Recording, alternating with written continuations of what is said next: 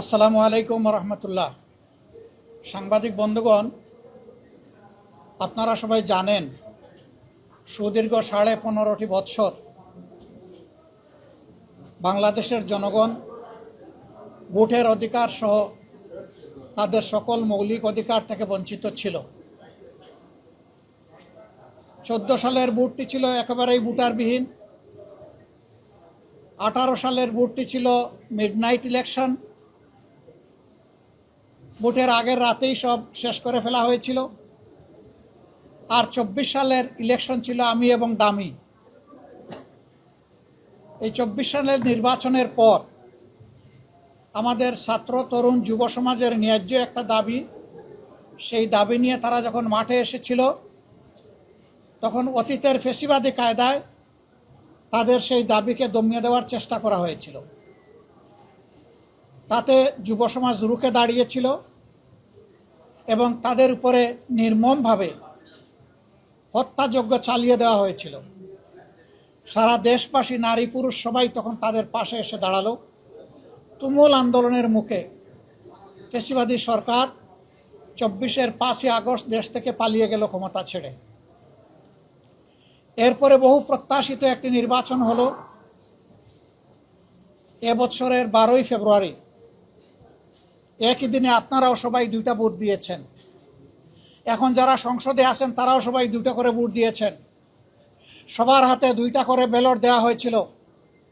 কোথাও থেকে একটা রিপোর্ট আসে নাই যে ব্যালট যখন 2টা হাতে দেওয়া হয়েছে তখন বলেছে না আমি একটা নেব আর একটা নেব না। এখন যারা সরকারি দলে আছেন তারাও নিয়েছেন, আমরাও নিয়েছি, সাধারণ জনগণও নিয়েছে। সরকারি দলের নেতা, মাননীয় প্রধানমন্ত্রী, সংসদ নেতা, তিনিও জনগণকে বলেছেন আপনারা গণভোটে হা বলুন। আমরাও জনগণকে বলেছি গণভোটে হা বলুন। তারাও ওয়াদা দিয়েছেন জনগণকে গণভোটে হা বিজয়ী হলে আমরা জনগণের রায় বাস্তবায়ন করব। এই হায়ের দাবি অনুযায়ী 2টা শপথ নেওয়ার কথা, একটা সংসদ সদস্যের শপথ আর একটা সংস্কার পরিষদ সদস্যের শপথ। আমরা বিরোধী দলীয় 77 জন আমরা যারা ছিলাম সবাই আমরা 2টো শপথ নিয়েছি, কিন্তু সরকারি দল তারা এই শপথ একটা নিয়েছেন আর একটা নেন নাই। তারা শুধু সংসদ সদস্য হিসাবে শপথ নিয়েছেন। সেই বিষয়গুলো আগেই আমরা আপনাদের সামনে পরিষ্কার করেছি। জাতিকে দেওয়া ওয়াদা তারা এখন যুক্তি তুললেন যে সংবিধানের মধ্যে গণভোটের কোনো প্রভিশন নাই। সংবিধানের ভিতরে যদি গণভোটের প্রভিশন থেকে না থাকে তাইলে 26 সালেও কোনো নির্বাচন নাই।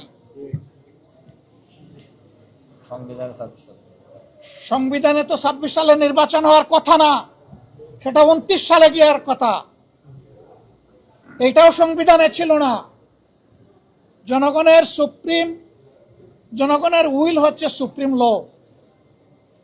জনগণ চেয়েছে, এই জন্য ফ্যাসিস্ট সরকারকে জনগণ বিদায় দিয়েছে, কোনো সংবিধানের আলোকে বিদায় নেয়নি। সেই সরকার বিদায় নেওয়ার পরে জনগণের অভিপ্রায়ে একটা সরকার গঠন হয়েছিল এবং সেই সরকারের জারি করা আদেশের আলোকেই গণভোট এবং সংসদ নির্বাচন অনুষ্ঠিত হয়েছে। এখন গুস্ত হালাল আর জুল হারাম। একটা যদি হালাল হয় আরেকটা হারাম হয় কিভাবে? তারা এখনো বলছেন এটা সংবিধানে নাই। তাহলে সংবিধানে এই সরকারেরও প্রভিশন নাই এখন যেটা গঠন হয়েছে। সংবিধান অনুযায়ী এখন কোনো সরকারি দল নাই, পালায়ে গেছে। সংবিধান অনুযায়ী এখন কোনো বিরোধী দল নাই, সেটাও পালায়ে গেছে।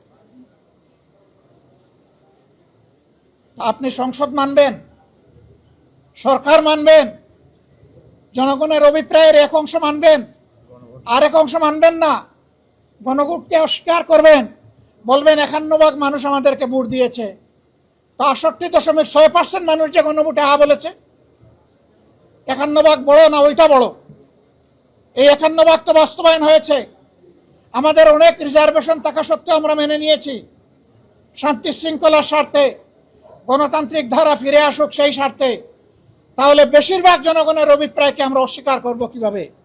আমরা জনগণের সাথে বিশ্বাসঘাতকতা করতে চাই না। জনগণকে আমরা কথা দিয়েছি গণভোটের রায় বাস্তবায়নের জন্য সংসদের ভিতরে আমরা লড়ে যাচ্ছি। আপনারা দেখতে পাচ্ছেন আমরা লড়ে যাব এবং একই সাথে জনগণকে সাথে নিয়ে রাজপথে আমরা লড়ে যাব ইনশাআল্লাহ। এ দাবি বাস্তবায়ন না হওয়া পর্যন্ত আমাদের অবস্থান অপরিবর্তিত, আমাদের লড়াই চলবে এবং আমরা বিশ্বাস করি কখনো কোনো জনপদে জনগণের অভিপ্রায় বা রায় কখনো বৃথা যায় না, সেটাই শেষ পর্যন্ত বাস্তবায়িত হবে ইনশাআল্লাহ। বিজয় হবে বিরোধী দলের নয়, বিজয় হবে 18 কোটি মানুষের। যারা গণভোটের পক্ষে অবস্থান নিয়েছে বিজয় হবে তাদের। আমরা আবারও বলছি, এই জনগণের সাথে আমরা বিশ্বাসঘাতকতা করতে পারবো না। আমাদের অবস্থানে আমরা অনড়, অটল, অপরিবর্তিত লড়াই আমাদের চলবে ইনশাআল্লাহ। এ দেশ সরকারি দলেরও নয়, বিরোধী দলেরও নয়, এই দেশ 18 কোটি মানুষের। সুতরাং 18 কোটি মানুষের রায়, স্বার্থ, অধিকার উপেক্ষিত হবে আর বিরোধী দল বসে বসে সংসদের ভিতরে সমর্থন দেবে, সে বিরোধী দল আমরা নই। ভালো কিছু হলে অবশ্যই সমর্থন দেব, কিন্তু জনস্বার্থ বিঘ্নিত হলে অবশ্যই তার বিরুদ্ধে আমরা রুখে দাঁড়াবো। আজকের এই ওয়াকআউট তারই অংশ। আপনারা সাথে থাকবেন, আপনাদেরকে সাথে নিয়েই আমরা জনগণের এই রায় বাস্তবায়ন করব, এই দাবি আদায় করব ইনশাআল্লাহ।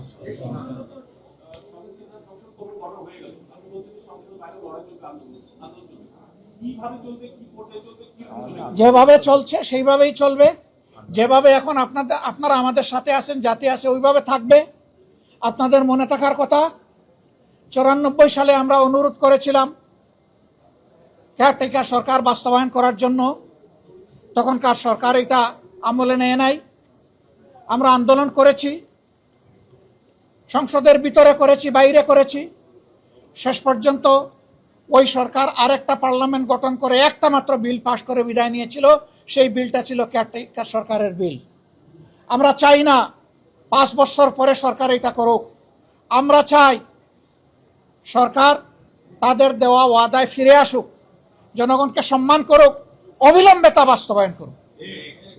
এবং জনগণ এখন যে একটা অস্বস্তির মধ্যে আছে, এইটা থেকে সরকারি দলের দায়িত্ব হচ্ছে জনগণকে অস্বস্তি থেকে মুক্তি দেওয়া। আমরা সেটাই তাদের কাছে চাই। ধন্যবাদ আপনাদেরকে। সবাই ভালো থাকবেন। আল্লাহ হাফেজ। বাংলাদেশ জিন্দাবাদ। আসসালামু আলাইকুম ওয়া রাহমাতুল্লাহ।